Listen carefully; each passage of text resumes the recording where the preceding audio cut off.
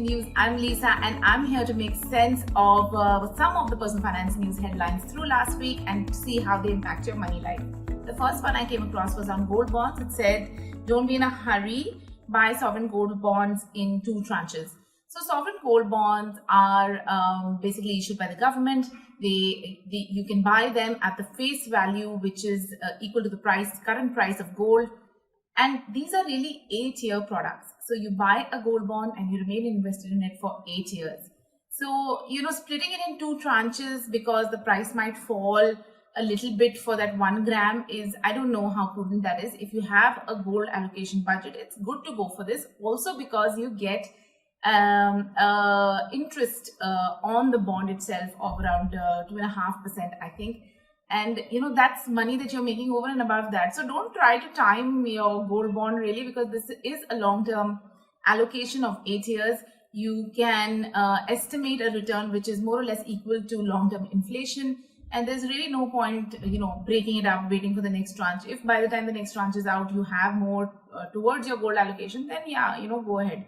Otherwise, just don't try to time every investment. Okay, the other one I have is about RBI delaying the card activation norms. RBI had come up with the guidelines that any new credit card or debit card which has been sort of issued to you has to be actively accepted by you, the user, and it cannot be activated before you actively approve it. Now that way you get saved of unnecessary annual fees, etc. on a new card which you may not have even asked for. And credit cards notoriously land up on your doorstep without you even applying for them. So this was a good move. It was supposed to come into play on the 1st of July, but now they've delayed it till October. So you need to be still a little bit vigilant about the credit cards that are coming to you in mail, the new ones, and make sure that you don't accept them. Okay. The other one is another sort of softer headline on public sector banks being asked to measure customer service quality. It's just a headline really. There is no detail on who has asked them or how they're going to achieve it. But we do know that public sector banks are a little behind on customer service. So any move in that direction is actually positive. Okay, the rupee has been in the news quite a lot because it is at an all-time low. And, the sell-off in capital markets, the sell-off in equities is impacting the rupee, and that's not good. A lot of things, if you have remittances going abroad, those become more expensive. If you have children studying abroad and you're sending money, that becomes more expensive for you. On the other hand, if you're invested overseas and you're, getting the return in rupee terms, then your return could look better. But overall, as a country, we don't want our currency to be weak, and right now it's quite weak. So this is something, and it is a weak rupee will drag up inflation as well. So that's also not good for you. Just keep a track. These are, again, I keep saying these are not happy times on a macro basis, and you must, be vigilant and keep your purse strings tight.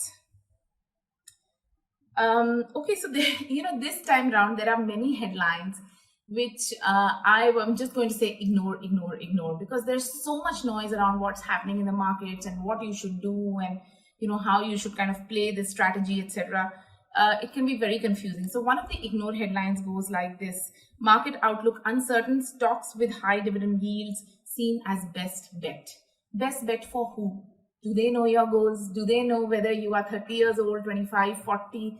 What is your long-term investment horizon? How much you are allocated to equity? No, these are not for long-term investors. At the most, they are for traders and for people who are looking for like quick gains from stocks and are not worried about the volatility. Definitely, if you're a long-term investor, this is a headline that you can ignore. Another ignore is high taxpayers can lock into tax-free bonds and earn more than bank fixed deposits. So if people who invest in bank fixed deposits are not really looking to replace them with tax-free bonds, this is not a headline that individual retail investors should bother about.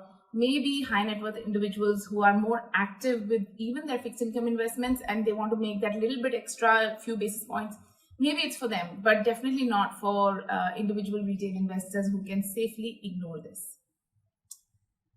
Okay, FPIs pull out $13 billion in 9 months. Yes, the foreign portfolio investors are selling, are redeeming, are moving out of the market, but it has less to do with India as an investment destination and India's stock market, more to do with the macros across the globe, the whole fear of recession, global recession, the inflation, the stopping of liquidity globally. That is what is impacting their move and action, not really the strength, the fundamentals, the quality of our domestic equity markets or the strength of the economy. So again, this is something that completely ignored. Do not follow what foreign portfolio investors do. They are driven by many other metrics than what you and I are. Okay, another one. Plan to go bottom fishing. Check out these stocks. And in these stocks, if I'm not mistaken, a lot of them are like, the one that I read was, Infosys and ICICI Bank. I mean, these are good companies anyway. So if you want to invest, keep them in your portfolio through the ups and downs. But, if you try and get into bottom fishing in a market, I don't know how many of those decisions are going to stand the test of time, or, what your expectation from the bottom fishing is. Long-term investors really need to ignore such headlines. Okay, one more thing I want to talk about is the international funds, and they had been disallowed from investing anymore after reaching the $8 billion threshold of overseas investments. But recently, SEBI has allowed funds to resume investing in international stocks, which is good news, which means that you can go ahead and make some lump sum investments. Many of the funds had kept the SIPs open, but now you can also do additional lump sum investments if you want. Some people are thinking of it as an opportunity because international markets have corrected a lot, specifically the US market has corrected a lot. But again, stick to your overall goals and allocations. What SEBI is saying is that to the extent that people have withdrawn money from these funds, the funds are allowed to accept that much. It has nothing to do with the NAV movement. Just because the correction has happened and the NAV is lower and the fund size becomes lower to that extent, it's not that. It's what people have taken out from the fund. The fund can seek that much more investment in it. So it is good if you are looking to put in lump sum and you were not able to, but don't disturb your allocation just because this has opened up again. Okay, last one is on Yes Bank, which has launched a fixed deposit linked to the repo rate, and it will mark it up 1.1 to 1.6%.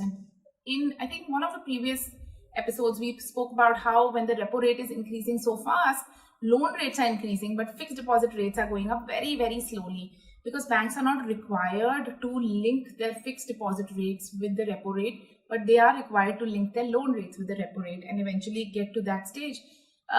So while many of the major banks have increased their fixed deposit rates by 20 to 30%, what Yes Bank has done is launched a fixed deposit which is linked directly to the repo, and it can mark up returns by 1.1 to 1.6%, which means you can earn 6% on your fixed deposit in Yes Bank.